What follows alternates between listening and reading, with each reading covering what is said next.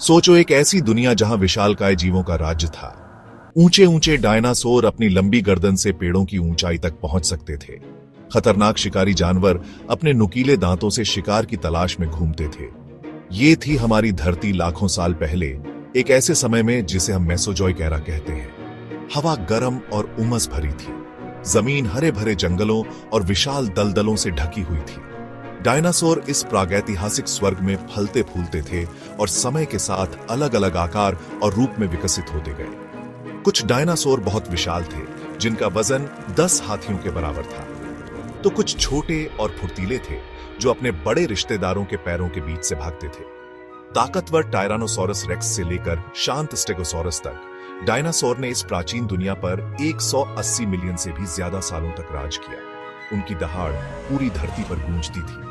उनके कदमों से जमीन हिल जाती थी। लेकिन हर राज की तरह इनका राज भी हमेशा के लिए नहीं था। ऊपर अंतरिक्ष के ठंडे और खालीपन में एक खामोश खतरा धरती की तरफ बहा रहा था। विनाश का यह अशुभ संकेत माउंट एवरेस्ट से भी बड़ा एक क्षुद्र ग्रह हमारे ग्रह पर जीवन की दिशा हमेशा के लिए बदलने वाला था। टक्कर अचानक और विनाशकारी थी। अकल्पनीय हिंसा की एक घटना। क्षुद्र ग्रह एक अरब परमाणु बमों की ताकत के साथ पृथ्वी से टकराया। इस टक्कर से जो शॉक वेव्स पैदा हुई, उन्होंने पूरे ग्रह पर भूकंप ला दिए, जिससे पृथ्वी की परत फट गई। हजारों सालों से शांत पड़े ज्वालामुखी फिर से फट पड़े, जिससे पिघली हुई चट्टानें और राख वातावरण में फैल गई। सुनामी, पानी की ऊंची ऊंची दीवारें महाद्वीपों में घुस गईं और अपने रास्ते में आने वाली हर चीज को डुबो दिया। हवा इतनी गर्म हो गई कि जंगल में आग लग गई, जो पूरे ग्रह पर फैल गई। पलक झपकते ही डायनासोर की दुनिया स्वर्ग से नरक में बदल गई। दिग्गजों का राज खत्म हो गया था। टक्कर के बाद के हालात भी उतने ही विनाशकारी थे जितनी वो टक्कर। धूल और मलबे ने पूरे वातावरण को ढंक लिया, जिससे सूरज की रोशनी धरती तक नहीं पहुंच पा रही थी और धरती पर हमेशा के लिए अंधेरा छा गया।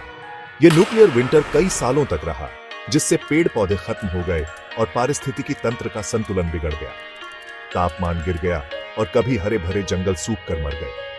पहले से ही विनाशकारी टक्कर से जूझ रहे डायनासोर को अब एक नए दुश्मन का सामना करना पड़ रहा था, भूखमरी। धीरे धीरे ये शानदार जीव इन कठिन परिस्थितियों के आगे हार मानने लगे। लाखों वर्षों तक चलने वाला उनका राज अचानक और भयानक रूप से समाप्त हो गया। आज हमें इस प्राचीन प्रलय के प्रमाण चट्टानों की परतों में, डायनासोर की जीवाश्म हड्डियों में और पृथ्वी पर बने उस गड्ढे में मिलते हैं जो आज भी उस टक्कर की याद दिलाता है। वैज्ञानिकों का मानना है कि ज्वालामुखी गतिविधि और जलवायु परिवर्तन जैसे अन्य कारकों के साथ साथ क्षुद्र ग्रह के प्रभाव ने डायनासोर के विलुप्त होने में योगदान दिया।